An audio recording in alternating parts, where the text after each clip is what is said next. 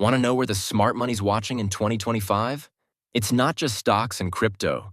Commodities are making moves, and three of them are standing out.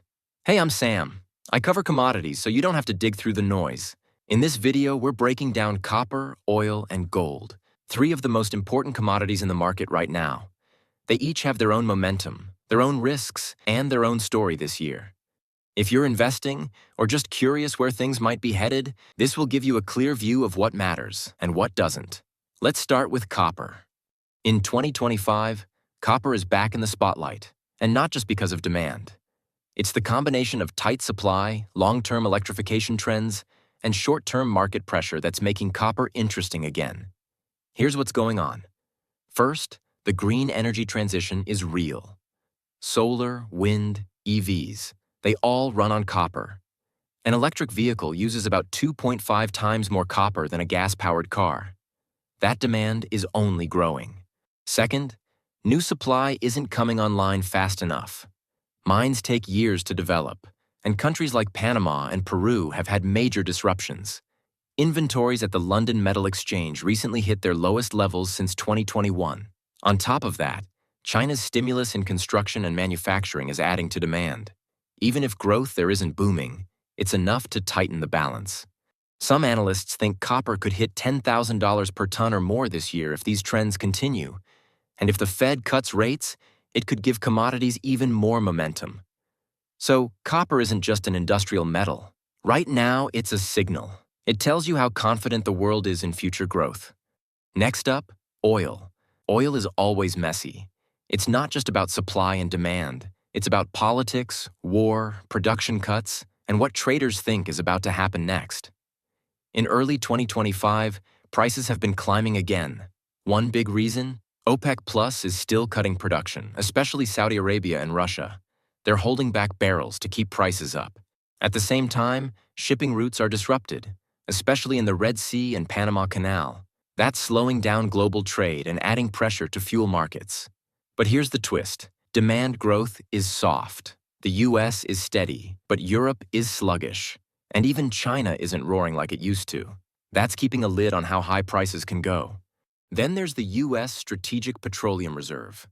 It's still near historic lows after being drained in 2022 and 2023. That limits how much the US can step in if prices spike again. So what does that mean for investors? Oil in 2025 is a volatility trade. It reacts fast to headlines, whether that's a drone strike, a tanker issue, or an OPEC decision. If you're in it, you need to stay sharp. It's less about slow trends and more about fast-moving risk and reaction. And now, gold. Gold hit all-time highs in early 2025, crossing $2,400 an ounce. That's not just a number, it's a signal. Investors are nervous, and when that happens, money flows into gold. So what's driving it? First, central banks are still buying heavily, especially in China, Russia, and emerging markets. They're diversifying away from the US dollar, and gold is the alternative that still holds weight. Second, inflation isn't fully under control, even with rates staying high for longer. If the Fed starts cutting, that makes gold even more attractive since lower yields reduce the opportunity cost of holding it. Then there's the constant background noise. Geopolitical tension, war risks, currency pressure, and recession fears. Gold thrives when things feel unstable, and right now, a lot of things still feel unstable. But gold isn't just a fear play. It's also a store of value, and as more investors, especially retail, look to hedge against everything from inflation to fiat risk, gold continues to matter. So whether you believe in crisis or just want something outside of traditional markets, gold still has a role in 2025. So, copper, oil, and gold, all important right now, but each for a different reason. Personally, I'm watching copper the closest. Long term, I think it's the most interesting story, especially with how slow supply is moving compared to demand. Oil is still noisy, and it's not going anywhere, but it's more of a short-term game in my opinion. You need to be fast or you'll get caught on the wrong side of a headline. Gold just keeps doing its thing.